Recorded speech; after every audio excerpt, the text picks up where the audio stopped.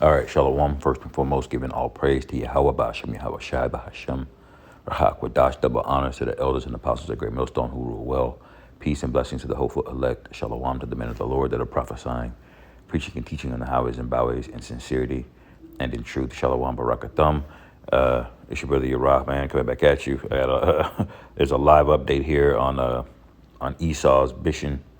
All right, it says live update. Second attempt to launch Artemis is scrubbed over fuel leaks. All right, so this brothers haven't heard about this. Esau is basically trying to reestablish his former glory.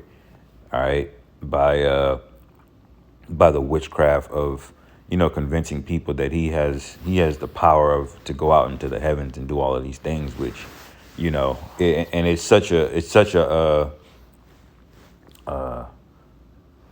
bullshit piece of sorcery that you can't even speak against it. You can't question it. You have to speak in code, so to speak. But we all know that Esau has famously claimed that he went in 1969 to 1972 in something called the Apollo missions to the moon. Okay, and that's been well over 50 years. All right, since the first one, and he hasn't been able to get back. Now you have to ask yourself, how is that? All of this technology has come so far. Look at the technology that's happened since 1970 to today. All right, the internet itself, cell phones, those two things alone revolutionized everything, man. There's been countless technologies that have been made and innovated, even by way of cars, mechanical engineering, all these different feats, okay, that have been discovered. Yet he didn't have the technology to do something that he claimed he'd done 50 years ago. Now, you have to ask yourself here, do a little bit of critical thinking. How far is this guy willing to go to sell you a dream? Okay, how far is he willing to go to convince you that he's the Most High? And that's really ultimately what this is all about. He wants to be like the Most High. He wants to be sitting on a throne in the heavens. He wants to search them out. But the scriptures say that the scriptures taunt him, that says if you can search out the heavens, then I'll let go of the people, the children of Israel, roughly paraphrasing, something like that. Let's read a little bit. It says NASA on Saturday was once again unable to launch its massive space launch system rocket and Orion spacecraft, forced to endure yet another delay as the agencies worked to figure out a complicated, fickle beast of a rocket and its troublesome propellant. All right. Now, didn't they do this 50 years ago? What have they been doing? Okay. It should dawn on you like, man, you're not going back, man.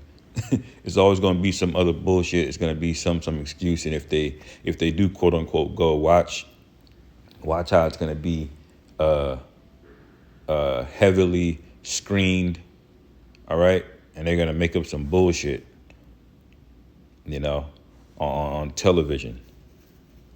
Hell, even the technology of CGI movie magic, they call it. You got deep fakes. All of these technologies have grown. Unreal Engine 5. Esau should be able to at least pull the wool over your eyes, but he's through, man. All right. Now this one is called Artemis. This set of missions they're trying to call it, because in the Greek mythology, Artemis is the twin sister of Apollo, which Apollo were the first missions. All right, but anyway, let's get some precepts. It says, Obadiah 1:4, it says, though thou exalt thyself as the eagle, and though thou set thy nest among the stars, thence will I bring thee down. All right, because he set a nest out there in the stars. Okay, and Salakia put this on. He set his nest among the stars, but in terms of like he's got all of these satellites in low Earth orbit, but what he doesn't, he'll tell you that space, and it's not. You're still You're still within the firmament created that's enclosing the earth from the rest of the heavens. All right. It says Habakkuk 2:9, woe to him that coveteth with an evil covetousness to his house, that he may set his nest on high, that he may be delivered from the power of evil. And that's how Esau liked to sit, man. He used to sit way up in the mountains. He used to dwell in the mountains. All right. And he likens himself into an eagle. And what does an eagle have? He has a nest very, very, very high, man. Eagles are known for flying and living at very high altitudes. Like most birds can't even fly as high as eagles can fly. All right. And the scriptures liken him unto that eagle. Okay. All throughout the scriptures, man. Matter of fact, if I just type in the word eagle, I'm sure a few precepts will come.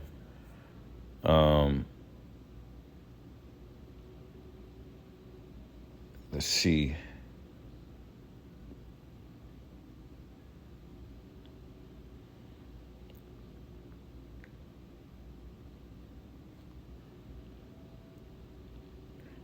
Let's see here.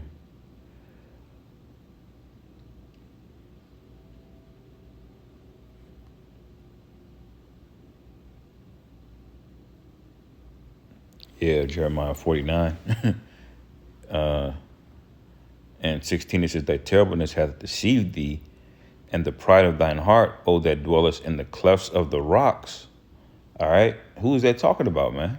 And who is it likening to? When you see a picture of Petra, man, there's 5, you can't make it out because they've been broken off over time or weathered, but there's basically 5 eagles, okay, on top of that Petra, that his high holy place over there in Petra that looks strikingly similar to all of the Roman and Washington monuments and different architecture here, man, with the Roman style pillars.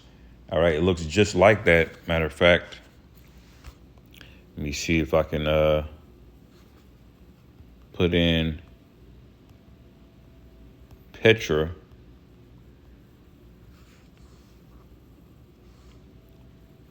Okay, you see?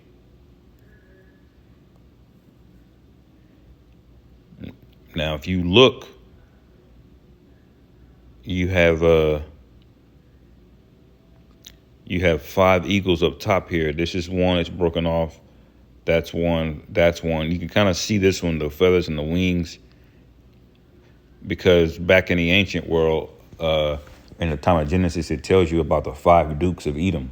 All right. So you know, Jake has the 12 tribes, the 12 patriarchs, but Edom has the 5 dukes. All right. And it makes sense, man, because, you know, during the time of Alexander the Great, you know, it was pretty much 5 of them. You know, if you included Alexander, you had the other 4, I believe, generals that he had, you know, during the time of his reign. And when Alexander died, all his kingdom basically fractured into those four regions where those generals basically ruled, you know. So that's the connection. All right. And he still wants to be the eagle, but see, in the latter days, the scriptures refer to this as another flying creature known as the dragon, man. All right. It says, Jeremiah 49:16, it says, "O that dwellest in the clefts of the rocks, that holdest the height of the hill, though thou shouldest make thy nest as high as the eagle, I will bring thee down from thence, saith the Lord Jehovah. Behold," verse 22, "behold, he shall come up and fly as the eagle, and spread his wings over Bozrah." Bozrah is a city in Edom, okay? "And at that day shall the heart of the mighty man of Edom be as the heart of a woman in her pangs," man. All right. All right. And now that basically alludes to the war in heaven as well, too, because that's when Yahweh Shai is going to be on the scene with Michael and the archangels, pursuing to Daniel 12. All right. And Revelation 12. And because that day he's going to be horrified, man. They're going to be scared to death, okay? Quite literally. So you see these parallels of the eagle and Esau, and it basically equating him to wanting to live among the heavens and the stars, man.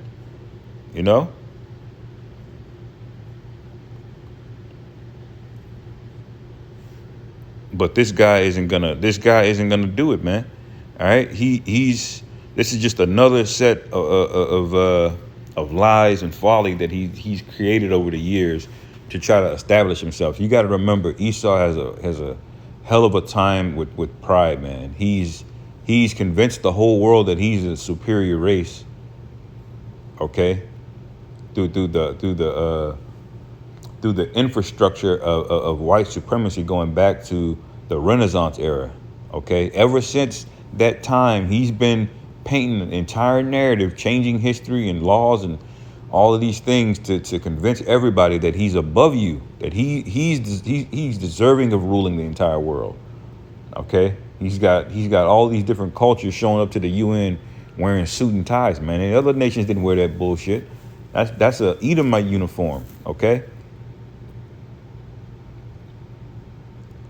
And this is no different.